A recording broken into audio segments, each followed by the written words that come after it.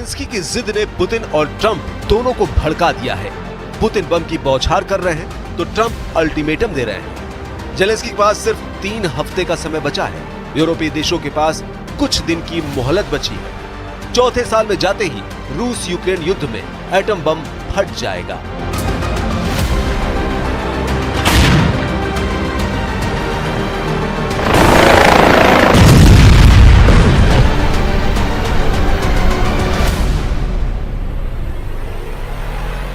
Zelensky ने Trump को ठेंगा दिखा दिया है।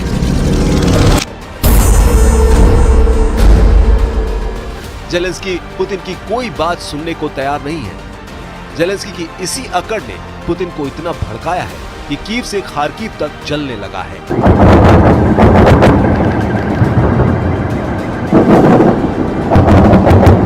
रूस ने जेलेंस्की के सरेंडर न करने के ऐलान के बाद भीषण हमले शुरू कर दिए हैं।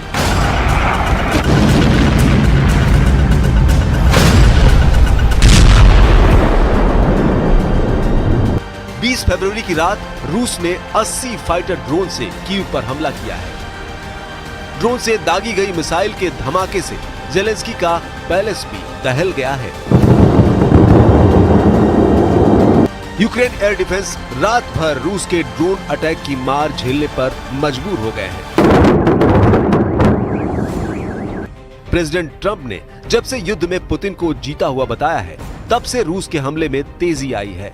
प्रेसिडेंट पुतिन की कोशिश है कि ट्रंप के दिए अल्टीमेटम से पहले ज्यादा से ज्यादा यूक्रेन की जमीन छीन ली जाए।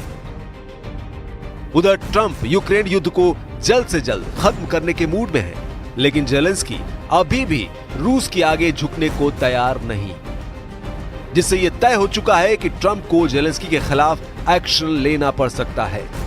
यह एक्शन क्या होगा? क्या अमेरिका भी यूक्रेन को पीटने जा रहा है?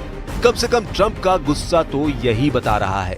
ट्रंप इतने फ्रस्ट्रेशन में चले गए हैं कि उन्होंने जेलेंस्की को सबक सिखाने का मन बना लिया है। अमेरिका के NSA ने यह मैसेज डायरेक्ट जेलेंस्की को भेज दिया है।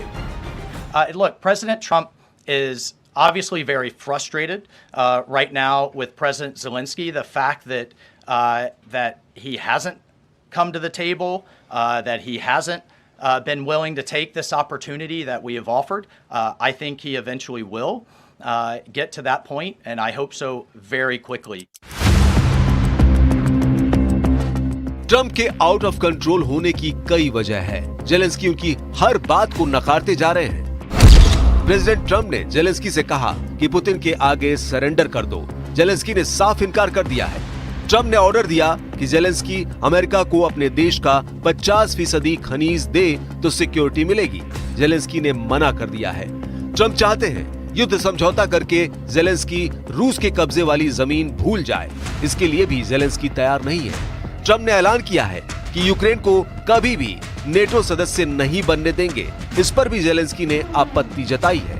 ट्रंप चाहते हैं कि यूक्रेन में जल्द से जल्द चुनाव हो, लेकिन इस बात को भी जेलेंस्की सुनने के लिए तैयार नहीं।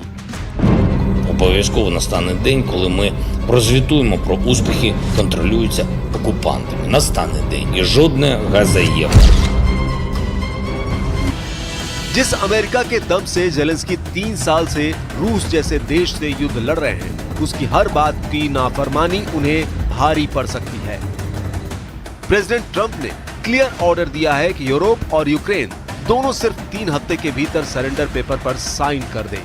न्यूज़वीक के मुताबिक यूरोपीय संसद के एक सदस्य ने दावा किया कि राष्ट्रपति डोनाल्ड ट्रंप ने यूरोप को 3 हफ्ते की डेडलाइन दी है।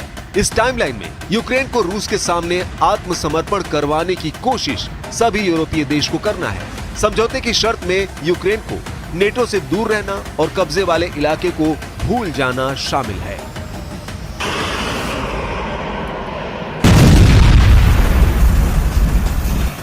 ट्रंप की इस धमकी के बाद फौरन जेलेंस्की ने यूरोपीय देशों के लीडर से बात शुरू कर दी है।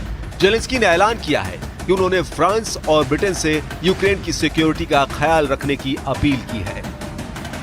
Говорив щойно з президентом Макроном.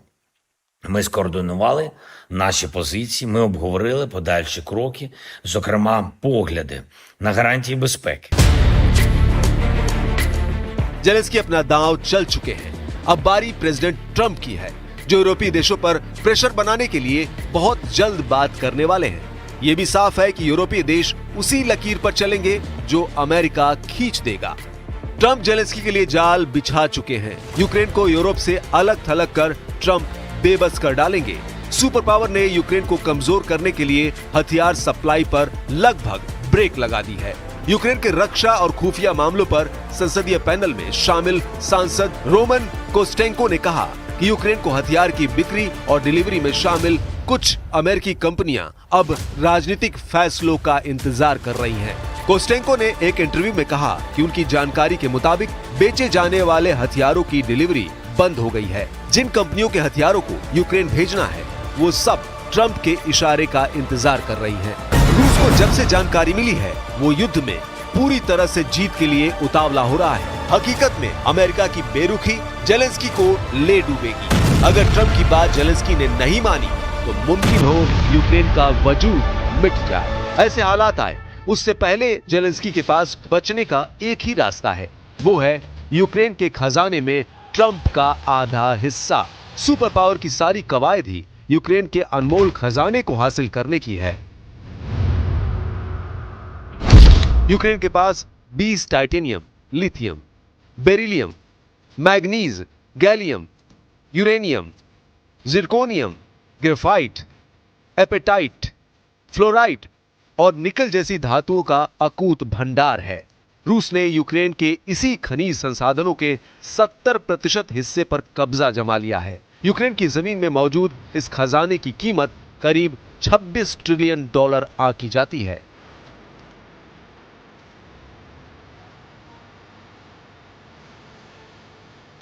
ट्रंप इसी खजाने में जेलेंस्की से आधा हिस्सा चाहते हैं, जिसके एवज में वो यूक्रेन की सिक्योरिटी की गारंटी भी देने को तैयार है।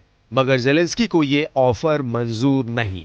जेलेंस्की अब भी ट्रंप को मनाने की कोशिश में जुटे हैं। ट्रंप के भेजे जनरल केलॉग से मीटिंग के बाद जेलेंस्की ने दावा किया कि वो सुपर पावर को मना लेंगे। Прописані деталі, тим більше результат. Обговорили із генералом Келлогом фронт, необхідність звільнити всіх наших полонених, які утримуються в Росії, а також необхідність надійної і чіткої системи гарантій безпеки, щоб війна більше не повернулась і щоб росіяни не ламали життя. Мир потрібен всім нам – Україні, Європі, Америці, всім у світі.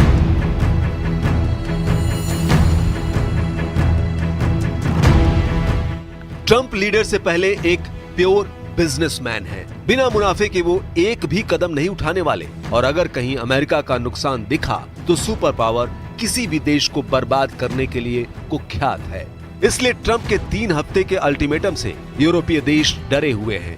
सदस्य जितनी जल्दी जेलेंस्की को सरेंडर के लिए तैयार कर लेंगे उतना ही उनके मुल्कों का भला हो सकता है, क्योंकि सुपर पावर ने बम बरसाना शुरू कर दिया तो बहुत देर हो जाएगी।